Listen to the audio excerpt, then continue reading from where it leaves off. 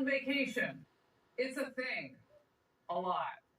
And this time, President Biden cannot escape the blistering criticism from his flyby visit to the victims of the fires that killed at least 114 Americans.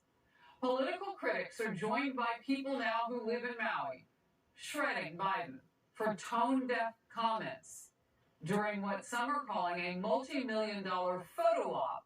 One even said it was outrageous, as even FEMA workers there are reportedly staying in $1,000 a night resorts, while the fire has left so many people, tens of thousands, homeless. Infuriating many, the president retold an old lie about how he came so close to fire danger. I don't want to compare difficulties, but we have a little sense, Jill and I, what it's like to lose a home. And lightning struck at home on a little lake that's outside of our home, not a lake, a big pond. To make a long story short, I almost lost my wife, my 67 Corvette, and my cat. That's not true. First responders were there so fast the kitchen fire quickly put out by those firefighters, and it didn't go any further than the kitchen. So if you have to start the sentence with, I don't want to compare difficulties, then don't, because they're not comparable to what will likely be the deadliest wildfire in U.S. history.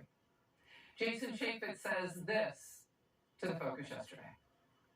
This was a complete and total failure. It was embarrassing to watch him talk about himself. I don't want to hear a single word about his Corvette or his cat. There are hundreds of people that are missing. There are over 100 people who lost their life. There are untold number of kids that are still missing. And I thought it was disgusting display. This op-ed, headlined by Biden's twisted idea of empathy. Part of the op-ed reads in part, whatever the topic, Joe can make it about him. There are three plausible reasons as to why he keeps doing this. The first is that he's a narcissist. The second is that he's an amnesiac. The third is that he believes quite genuinely that this is what empathy looks like.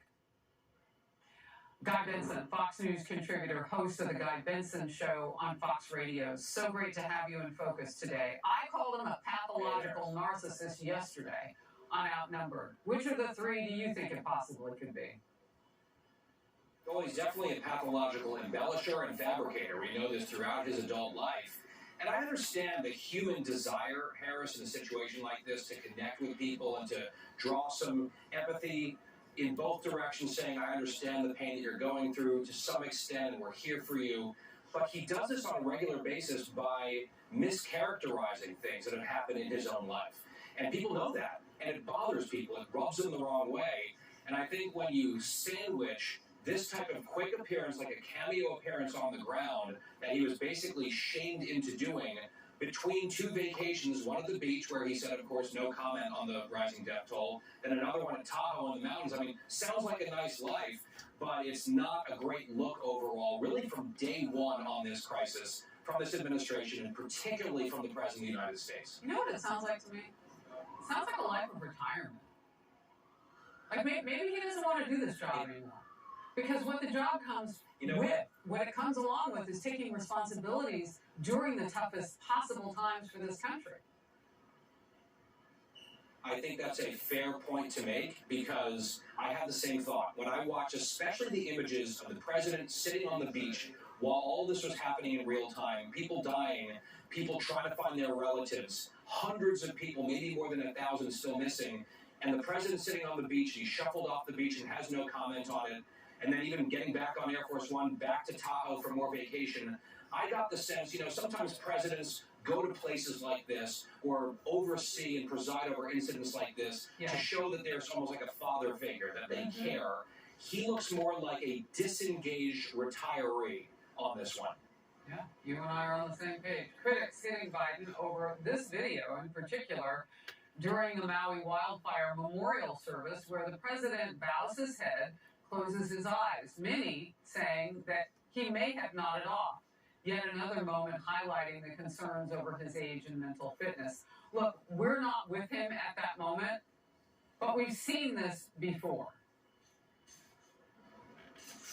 Harris, there are some people arguing that maybe he was engaging in a moment of solemn prayer or reflection. That's Yes. absolutely possible. I will say and confess, as someone who has maybe in the past struggled to stay awake in class or at church perhaps as a kid, I know the look of battling to stay awake while nodding off. That's what I saw in that video. And look, he was on a plane for a long time, he was flying, but you got to pull it together. When you're the President of the United States, you cannot be falling asleep in an event like that, whether you're 80 or whether you're 50.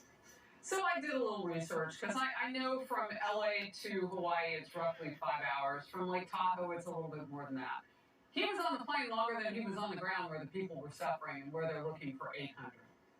He was on the plane longer than the people on the ground got to see the President of the United States be with him. Be with them. And you think about, and Harris, you think about, you and I were both following politics closely in the early to mid-2000s. The way that George W. Bush, the president, was pilloried by the press, not by other people, but especially the media, for that flyover of Hurricane Katrina, looking out the window. I remember. It went everywhere. And it was shown as an example of his callousness, and he didn't care. We saw more recently Ted Cruz, a senator from Texas, raked over the coals because he went to Cancun with his family briefly.